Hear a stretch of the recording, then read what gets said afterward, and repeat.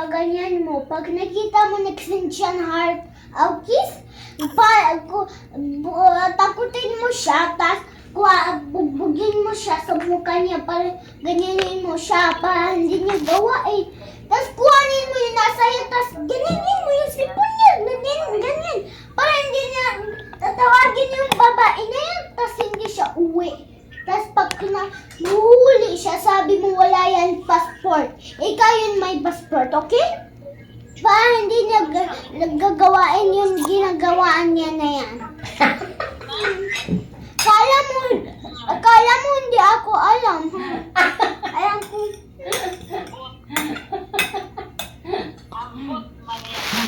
Marunong na magkutsara yung Yemeni.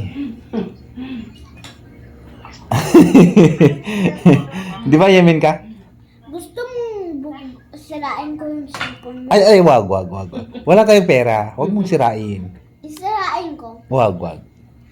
Maawa ka naman. Maawa ka sa akin. Wala akong pera. Walang pera. Nagsiselos ka? May pera ka, bigyan mo. Wala nga akong pera. Ba't mo sisirain yung cellphone ko? Sisirain. Sila mo, nilagyan mo ng kanin yung buhok ko. Miriam. Daddy, sirain ko yung cellphone. Wag mo naman. Please. Hindi, sisirain ko. Sige na, kain ka na. Tingnan ko, marunong ka Sabi pala mo, babay magkutsara. na sa kanila. Bye-bye na.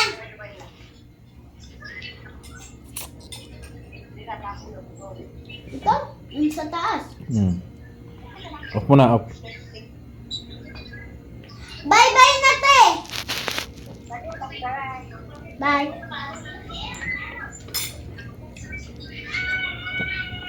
Nakita ko si Miriam natulog. Ganun ako. Daddy, gusto kong sirain yung cellphone. Ay, wag nga. Sabi ko nga, wag. Sirain ko. Bakit mo sisirain? Kasi naksin kayo gusto mo yung love mo. Gusto mo yung Mary mo yan? Sino? Nakikita ka niya. Sino? Gusto mo yung love yan, hindi bad yan. Alam mo, yung si Jason, pag nakita niya naggagawa ka ganyan, hindi ka pupunta sa bahay niya, pupunta ka sa ganyan, Ebs. Okay. Oh. Wag mong gawain yan. Opo. Kasi yun ala, pag nakita niya ganyan, anong ginagawa niya? Lalagay ka sa shaitan. Bad yan ha. Okay. Bad. Okay. Okay po. Mag-sorry ka. Kanino? Ikaw. Sa akin. Sorry po, Madam Mariam. Okay. Ikaw pag magtulog ka, mag-Quran ka. Magsabi ka Quran. Ngayon, Para hindi pupunta sa iyo yung shaitan. Kasi pag hindi ka nag-Quran, pupunta yung shaitan sa iyo. Ikaw nagagunan ka? Paano ba? Turuan mo ako. Hindi, ikaw yun maggawa. Kaya nga, hindi. Walang tao nag-alam sa iyo. Ikaw yun alam mo. Di ba malaki ka na? Oo. Basta bad yan yung pinagawa mo sa babae. Wala naman akong ginagawa. Bad yan. Huwag ka magsinungaling. Din yung sinungaling bad. Opo, Madam. Kala mo pupunta ka sa bahay niya. Nagalit na po si Madam Mariam. Ang dami kong alam eh. Oo. Bata pa lang, dami niyang alam. Hindi na yun. Marunong na magkutsara. Dati, kamay lang. Ganun pala yun. Kailangan pala mag-Quran. Basta yun hindi Muslim, Oo.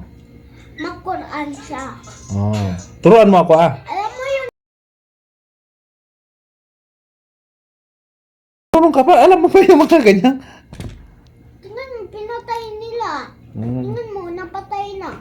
Kasi hindi sila nag-Quran, hindi sila Muslim.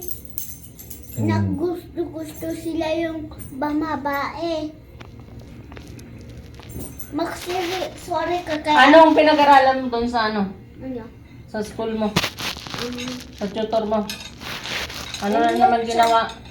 English siya ka, Arabic. Sulat na naman. Puro ka lang sulat. You speak English now? basta, you doing these things that bad. Okay, okay. I will not do it again. I'm sorry, Mariam. You'll do sorry to your Tita No. Ella. No. You need to say sorry. Sorry. You say to her, leave your face in her, and you tell her sorry and kiss her because don't do it again. Okay, okay. Okay. Oh, very good. Magaling pa rin mag-English si Mariam. Bukod sa Tagalog. Oh, di yan. Oh. Kala mo, hindi ko... Anong oras ka na umalis kanina? Pagdating ko, wala ka. Aga? Ano nga Aga? ba? Hapon na yun. Nalasing ko ata yun. Ah, lasing ko. Malayo yun? Tutor mo? Malayo? Dito lang. Saan?